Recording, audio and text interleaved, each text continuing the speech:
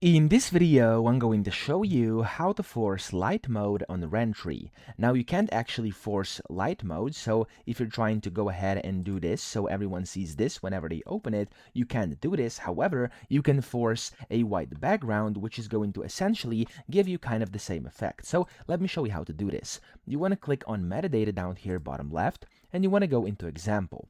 From inside example here, if you scroll down, you have two options. The first one is container inner background color. So copy all this, go to metadata and paste it here, and then go back to example, and then you also have the outer. So here it says container outer background color. Copy this one as well, and then go back to metadata and paste it in here as well.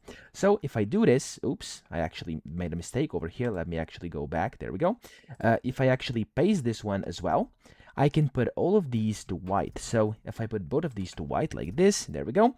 You can then go ahead and go to preview, and as you can see, the preview is going to be white, and I am kind of forcing light mode when I do this. So if I go ahead and type in hello over here, for example, I'm going to make it a heading so it's a bit bigger. The preview, as you can see, looks like this. And if I click on go over here, and if I share this with somebody, for example, so if I open up an incognito tab, it's going to basically force light mode, as you can see, like this. Now, no matter what they click, the light mode has been forced. Of course, the stop part is still dark, but it doesn't really matter because the main portion is white, and I've basically forced light mode. So that's how we do this. I hope this video helped you out. If you did, please subscribe to the channel and help me out as well.